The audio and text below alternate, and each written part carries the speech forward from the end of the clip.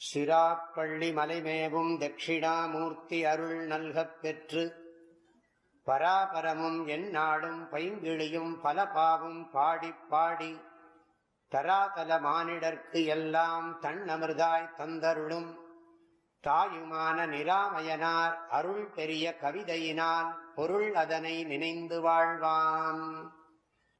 அசுத்த பேய் அங்கமாகி, பேய்னா இந்த பேய் இப்படியே அலைஞ்சுட்டே இருக்கும். பேயினுடைய சுபாவம் என்ன? அது இங்கிருந்து அப்படி இந்த குரங்கு காட்டிலும் பேய்க்கு இன்னும் வேகம் ஜாஸ்தி. அது என்ன ஒன்று, இங்கே இருக்கும் அங்கே இருக்கும் போயிட்டே இருக்கும், சுற்றிக்கிட்டே இருக்கும். பேய் நீங்கள் பார்த்துருக்கீங்களான்னா அது தனியாக ஸ்பெஷலாக வேறு பார்க்க நிறைய இருக்குது. எல்லா புத்தகத்துலேயும் வருது. இவரே சொல்கிறது, சிவபுராணத்தில் கூட வருதே, கல்லாய் மனிதராய் பேயாய் கணங்களாய். இப்போ பேயின்னு ஒன்று இருக்குதுன்னு தெரியுது. எது பயமுறுத்துறதோ அது பேயின்னு அர்த்தம். அதனால் இந்த பேய் அலையுமா, இந்த குரங்கு மாதிரி பேய் அலையிற மாதிரி. நானும் அங்கே இங்கே ஒருத்தர்கிட்ட பேசி பார்க்குறேன். அவர் நகர்ந்து விட்டார். அப்படின்னா இன்னொருத்தர் வாங்க வாங்க வாங்க.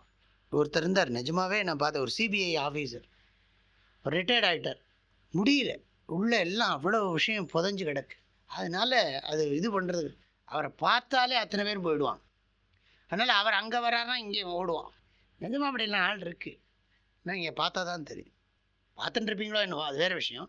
இருந்தாலும் கூட நிறைய பேர் இப்படிலாம் அலைஞ்சு கொண்டிருக்கிறார்கள். பேய் அங்கமாகி பிதற்றி திரிந்தேன், பிதற்றி கொண்டே இருந்தேன். திரிந்தேன்னா சுற்றிக்கிட்டே இருந்தேன். பேய் திரியிற மாதிரி கிடைச்ச பக்கமெல்லாம் காலம்பரத்துலேருந்து சாயங்காலம் வரைக்கும் என்னென்னா அரட்டைக்கு யாராவது கிடைப்பாங்களான்னு பார்க்குறது. யாரும் கிடைக்கலன்னா ஃபோன் இருக்கவே இருக்குது. ஃபோனில் கூப்பிட்டு அரட்டை அடிக்க வேண்டியது. அதனால் அரட்டை அடிக்கிறது. பிதற்றி திரிந்தேன், பயனற்ற சொற்களையே பேசிக்கொண்டு வாழ்நாளையெல்லாம் வீணடித்தேன் அர்த்தம். பயனற்ற சொற்களையே பேசிக்கொண்டு வாழ்நாளையெல்லாம் வீணடித்தேன்.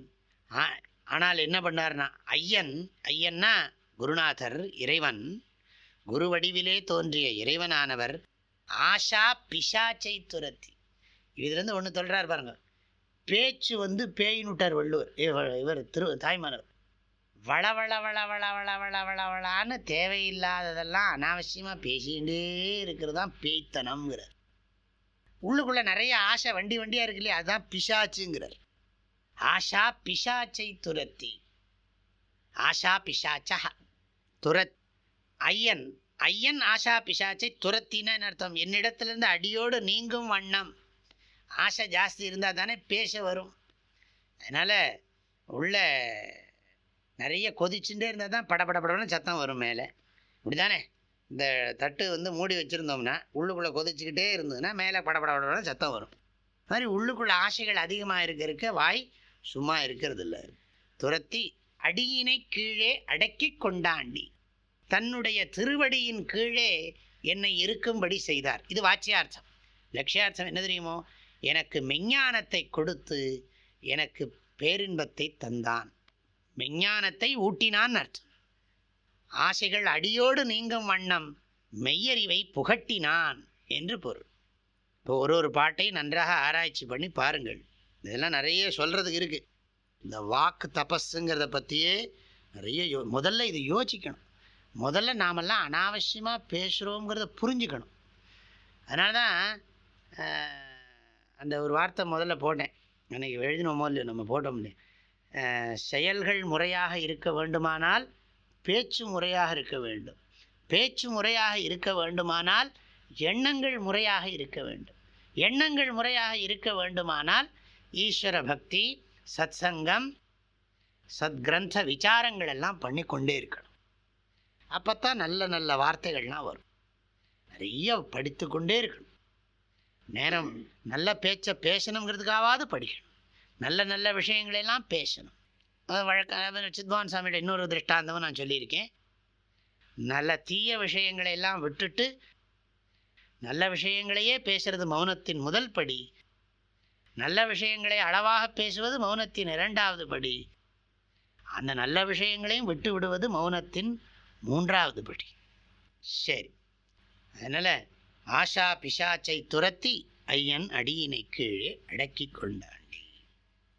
இந்த பாடலுடைய கருத்துக்களை அடுத்த பகுதியில் பார்க்கலாம். ஹரிவோம். தந்தை தாயும் நீ, என் உயிர் துணையும் நீ, சஞ்சலமது தீர்க்க வந்த தேசிக வடிவு நீ. உனையலால் மற்றொரு துணை காணேன். அந்தம் ஆதியும் அளப்பரும் ஜோதியே. ஆதியே அடியார்த்தம் சிந்தை மேவிய தாயுமானவனும் சிரகிரி பெருமானே. ஓம். தேனி வேதபுரி பூஜ்ய ஸ்ரீ ஓங்காரானந்த மகா சுவாமிகளின் அருட்குரலில் கற்பவை கற்போம் என்ற தலைப்பிலான தாயுமானவர் பாடல் விளக்கங்கள் நாள்தோறும் வாட்ஸ்அப் வாயிலாக அன்பர்களுடன் பகிர்ந்து கொள்ளப்படுகின்றன. இதனை உங்களது மொபைலில் பெற 8825788445 என்ற எண்ணிற்கு உங்களது பெயர் மற்றும் ஊர் விவரங்களை வாட்ஸ்அப் செய்யவும். ஹரி ஓம்.